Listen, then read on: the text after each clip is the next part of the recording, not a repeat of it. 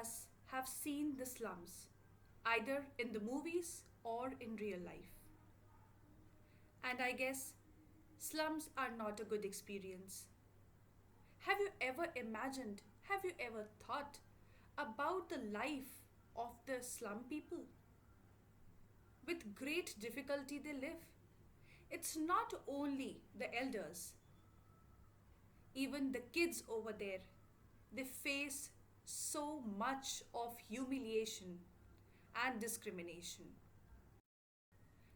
An elementary school classroom in a slum is a poem written by Stephen Spender, who was a great poet and an essayist.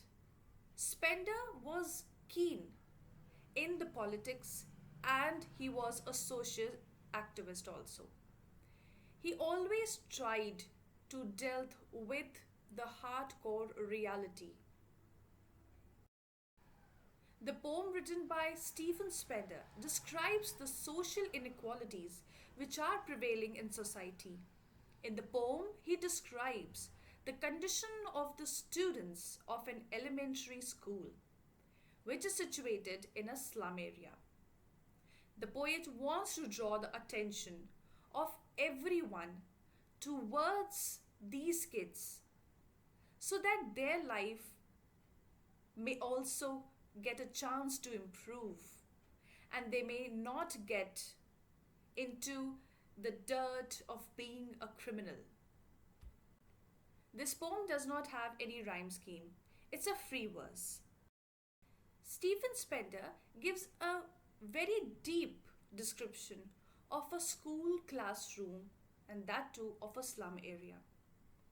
He says the faces of the children over there are dull.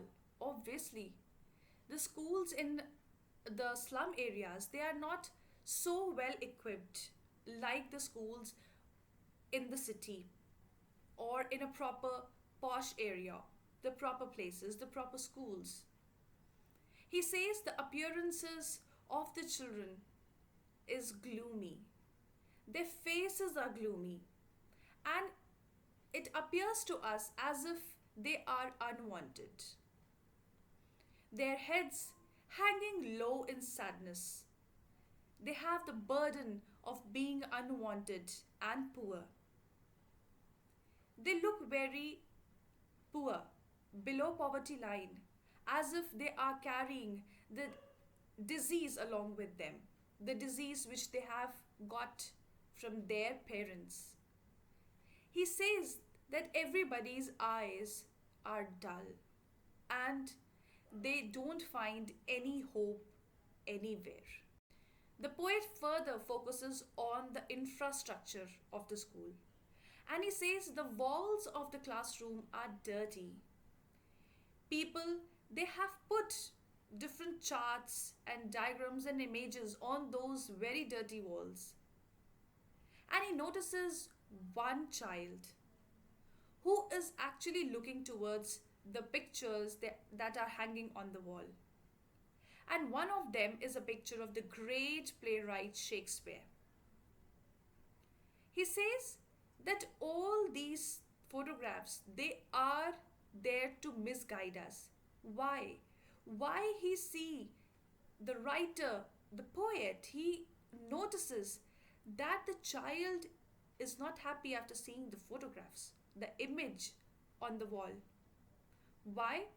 Because they feel that they are trapped in slums. Their future is dim and hopeless. Why? Because when they look out of the window of the classroom, they don't find the beautiful pictures and what they have imagined of after seeing those pictures. There is another picture, the poster of Tyrole's Valley. It's a valley that is full of beauty. But when he sees out of the window, he finds a world totally opposite to the picture of Tyrole's Valley. Because in that picture, it is full of flowers that blossom and the beauty, churches everywhere that makes one imagine the beautiful creations of nature. But when the child looks out of the window, what he finds? He finds another world in which he is trapped. That's why he feels as if all this is just an imagination and it won't come true ever. The poet requests the authorities to allow these children to go out of these slums so that the maps on the wall of the classroom, the pictures on the wall of the classroom, they can become their reality. Even they could get the chance to see the beauty of the world out there because their lives are confined in the walls of the village, the slums, and these classrooms, the elementary school classrooms of the slum areas. The poet focuses that these children, they do not belong to these dim slums. They belong to the green fields. Why? Because the sunny, warm sand of the beach and the bright blue sky, it will instill a hunger in them, the hunger for knowledge, and they'll learn more and more. They'll become empowered in the future. Their lives will not end up in doing crimes just to fulfill their needs. So, this is the entire theme of the poem, the central idea of the poem that we have just discussed. And now I'm moving with line by line and stanza wise explanation. Now I will continue reading it from my portion and then I'll explain it. Far, far from gusty waves, these children's faces. Now what he says, what he mean by gusty waves, he say that far from there, the breeze, the wind that blows, and it focuses on these children's faces, then what it depicts, what it shows. Like rootless weeds, the hair was torn round their pallor. And what he says, the poet, he says that their faces look as if they are rootless weeds. Rootless weeds, what are weeds? Weeds are the plants, the small unwanted plants that grow by their own.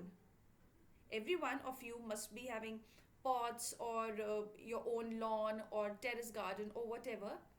So you must have seen that some plants, they grow on their own. We don't need to nurture them. Just grow. So the poet, he compares them. He compares them and it is a simile over there. Rootless weeds is a simile. Okay? Like rootless weeds, the hair was torn round their pallor. Pallor means dull face over here. And he says that just like the unwanted plants that grow on their own, their hair are so torn, so rough, falling on their dull face, on their pallor. The tall girl with her weighed down head. Now, why is he saying that weighed down head? The head is weighed, heavy. So, why the poet is saying weighed down head? He says, he compares and makes us imagine that there is a girl, a tall girl in the slum area whose head is burdened. She is burdened with so much of responsibility and the indifferences of the society that she is putting her head down by the burdens of the society. The paper seeming boy with rat's eyes. Now again, he has compared the health of a boy with a thin paper. He says the paper seeming boy with rat's eyes. That means that boy, there is another boy who is very thin. Thin like a piece of paper. Now what he is trying to tell us by comparing a boy, his health with a thin paper? He wants us to imagine the life and the health of the children of slum areas. Because their health is not good at all. They are not healthy, not even 1% healthy like the urban area children are. Then he moves ahead and he compares one more thing. He says further, the stunned, unlucky heir of twisted bones, reciting a father's gnarled disease. So, what he says, why he is using the words like unlucky heir? Heir is a processor, okay?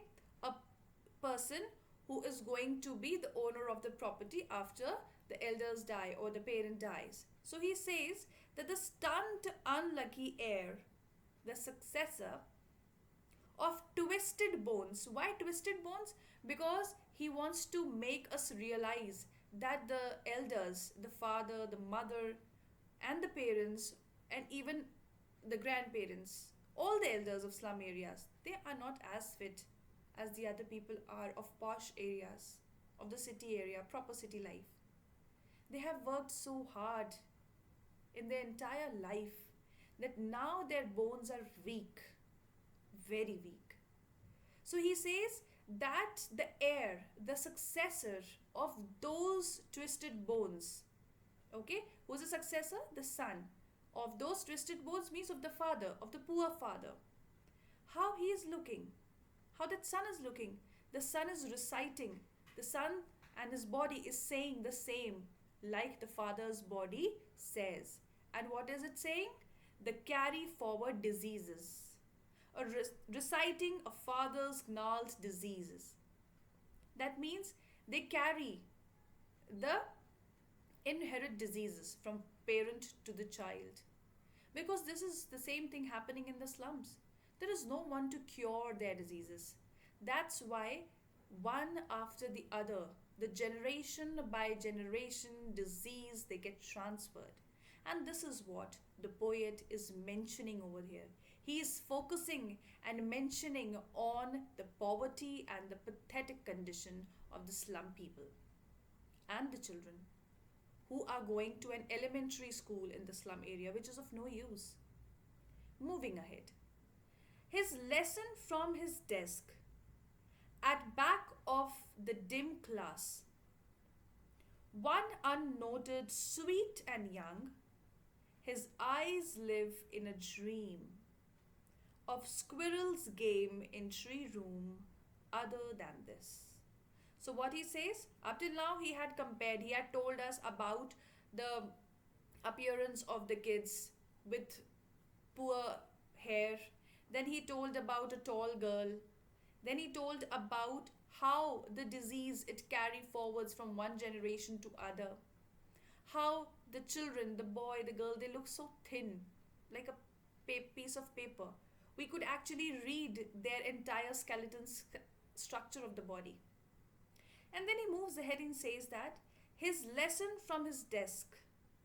Now, what that child sitting in that classroom of the elementary school learns, what he notices. The poet notices that at the back of the dim class, obviously, how you'll imagine a village school, an elementary school of a slum area, a very worn out building with dim lights, right? So he imagines in the same way. He says that at the back of the dim class, I noted one sweet and young boy. And where that boy was looking, his eyes live in a dream of squirrel's game in tree room other than this. And he says that the boy is sitting over there on the bench and he is reciting his lessons. He is just trying to read. And this little boy, he sees out of the window, but his eyes are very bright. He says that the room is very dull, but what I see brightness. I see the eyes that are full of dreams that want to become something in life. And then he says in last two lines that the child was not paying attention. So where his attention was? It seemed that he was rather interested in playing with the squirrels that were playing in the ground outside the window. Obviously, he's a boy. The dim lights are not meant for him. Every kid is unique and every child should get education.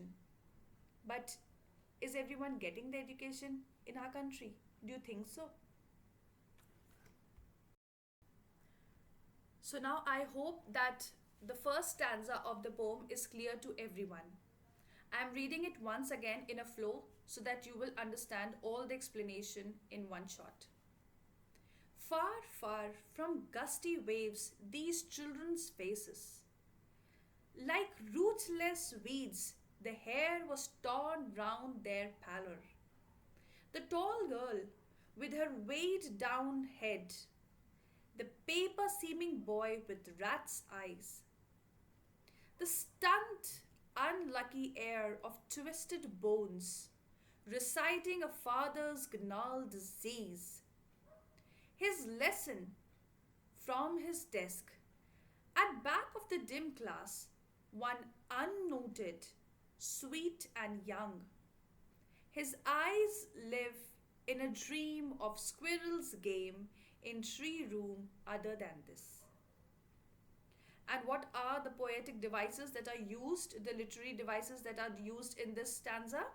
As I've already told you while I was explaining, simile is used as the children are compared with rooted weed, the unwanted plants. And metaphor is used where the poet mentions, I can see in the stanza, that the boy is compared with the paper as he is thin, paper seeming boy. Okay, and there is repetition because in the very beginning, the very first line, it's mentioned far, far. So, use of far to stress on the distance. That means very far away in slums. Okay, fine. Now, with this, we move on to the second stanza. Our sour cream walls, donations, Shakespeare's head, cloudless at dawn, civilized doom, riding all cities. So the poet says that he describes the walls of the school and he says that they are cream in color. Okay, sour cream walls, it's mentioned. So he says that they are cream in color. Why is comparing and saying cream in color the walls? He wants us to understand that the walls are dirty and they have not been recently painted.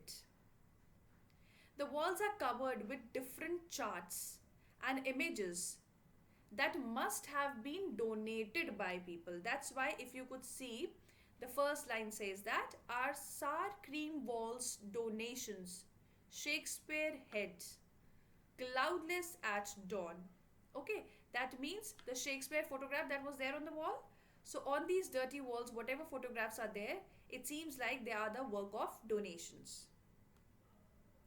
And he says further that there is a picture of Shakespeare, which I already told you, on the wall. And he says that his head, Shakespeare head, because if you have seen Shakespeare's photograph, then we all remember that he didn't have beautiful hair. So very less amount of hair were there on Shakespeare's head. Okay, so he says that his head looks like the rising sun because of less hair. And he had that horizon, the doom shaped head, semicircled head.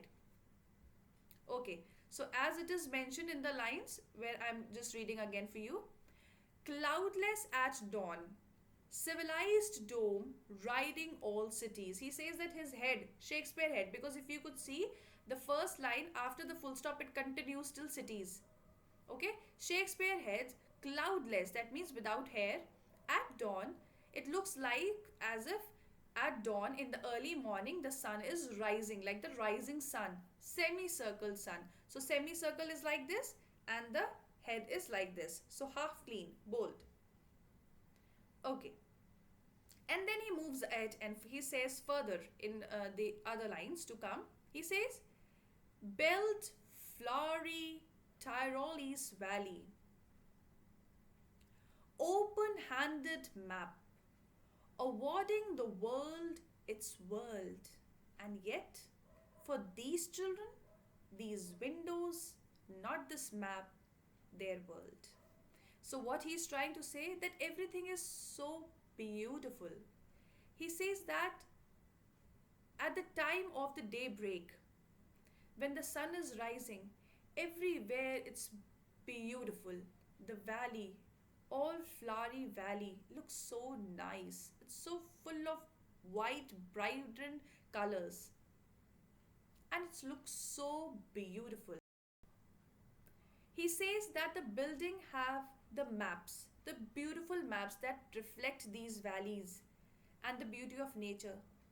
But are these maps of any use for them? And so he emphasizes on the further lines, which I've already read.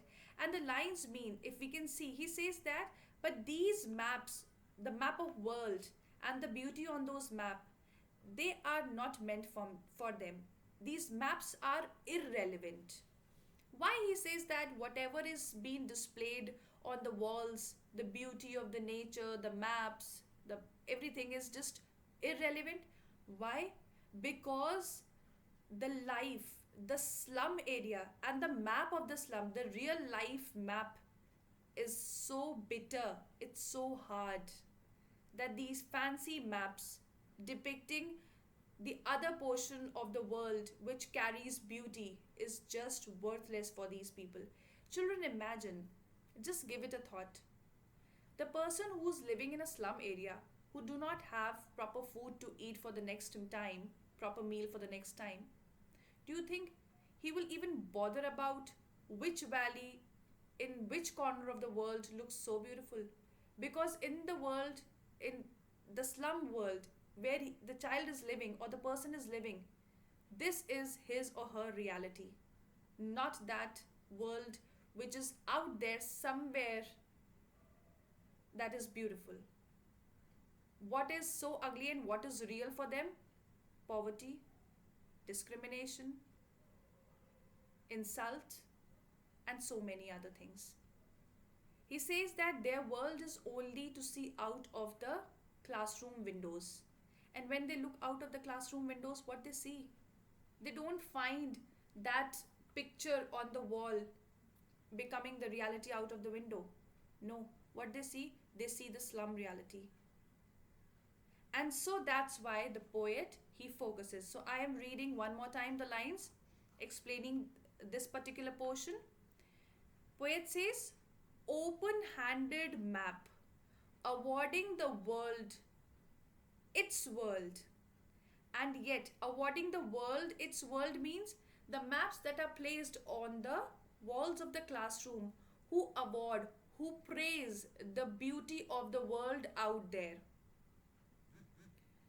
And yet, for these children, these windows, not this map, their world. That means, what is their world? The world of these children who are sitting in this elementary school of the slum area. When they look out of the window, they find their world, not the world which is depicted in the maps. I continue further. Where all their futures painted with a fog. Why he says that their future is painted with a fog? Obviously, the future is not clear. They are not getting the opportunity. They don't get, no one even bothers about them. No one thinks about them, that they are also human beings. They deserve good life. So, he says that this is their world, slum area world, outside the window, which is painted with a fog that has a blur imagination. There is no clarity. There is no hope. A narrow street sealed in with a lead sky. Far, far from rivers, capes, and stars of words. So their future is compared with a narrow street. Now you can see the ending lines of this stanza. The narrow street. So their future is compared to a narrow street, which means that there is no hope, there is no wide scope of the brightening up of their futures. They say that these children are far, far away from education and knowledge because no one is bothered about them. No one bothers, no one even give a thought for their life. And this is how they become criminals. They start stealing the things. Have you ever thought of that why do the children living in the slum areas, maximum of them, not all, they become thieves or they try to do something? Why they steal? Because they have never seen anything good in their life. So when they see something very costly, something which they want to have, they try to get it. There is a reason behind every crime. They want to get it. They want to have everything in for with them. But because of the lack of knowledge, because of lack of opportunity in their lives, they never got a chance to prove themselves, to enlighten their life, to get empowered with knowledge. And that's why they end up doing such kind of illegal activities. Basically, the crux of the poem over here is to ponder upon the issue, to raise our economy, to raise our standards, and to vanish the poverty, illiteracy, and discrimination from the society. So, this was part 1 of the poem. In my next video, I'll post the explanation of next 2 stanzas of the poem. Till then, take care and have good health. Stay home, stay safe.